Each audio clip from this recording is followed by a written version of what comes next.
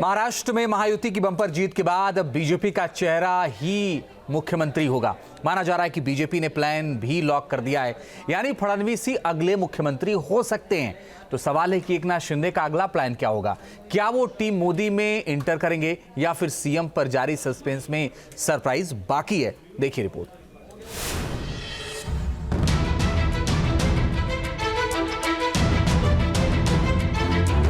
महाराष्ट्र में double century लगाने के बाद अब नई ताजपोशी की तैयारी शुरू हो गई है।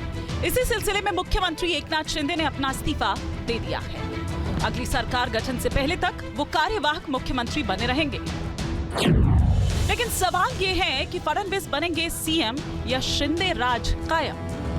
मैंने पहले ही कहा था कि मैं आधुनिक अभिमन्यु हूँ, चक्रव्यूह को भेदना जानता हूँ। हमने चक्रव्यूह को भेदा है और ये कोई मैं पहले भी कह रहा हूँ, वापस कह रहा हूँ, इस विजय में मेरा बहुत छोटा उसमें मैं समझता हूँ कि सहभाग है।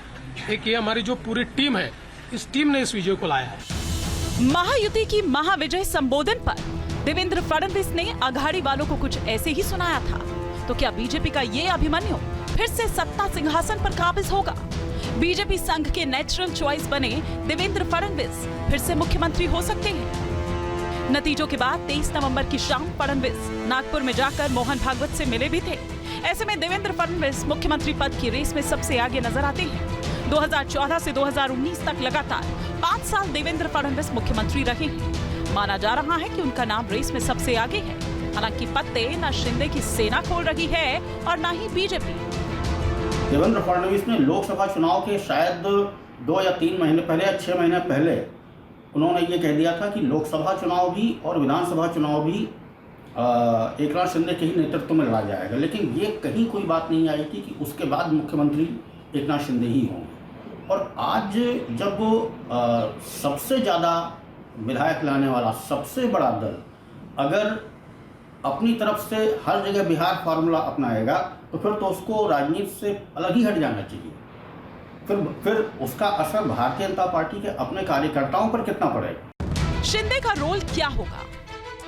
महाराष्ट्र के मुख्यमंत्री का जो पेच है वो अभी तक छूटा नहीं है। इसका कारण यही है कि बीजेपी के नेता चाहते हैं कि देवेंद्र फडणवीस ही मुख्यमंत्री बने।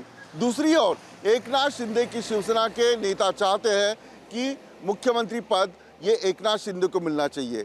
विधानसभा के चुनाव में एकनाथ शिंदे महायुति के फेस रहे।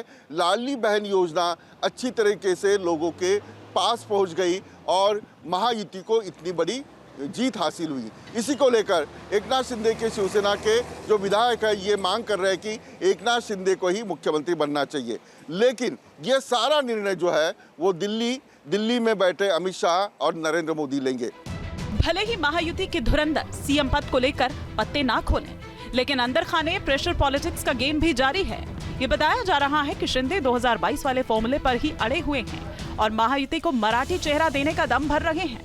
24 घंटे पहले उनकी नाराजगी की खबरें भी सामने आई थी। हालांकि उनकी पार्टी के नेता किसी भी नाराजगी से इनकार कर रहे हैं। दिल्ली जाएंगे और वहां से वो निर्णय हो जाएगा।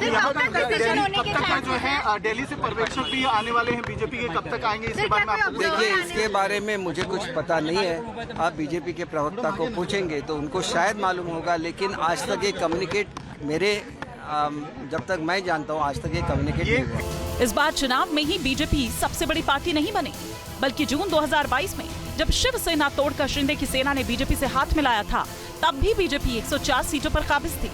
मगर पूर्व सीएम फडणवीस ने शिंदे के लिए गद्दी छोड़ दी थी और देश को सरप्राइज कर दिया था। तो क्या अब शिंदे उसका रिटर्न गिफ्ट देंगे?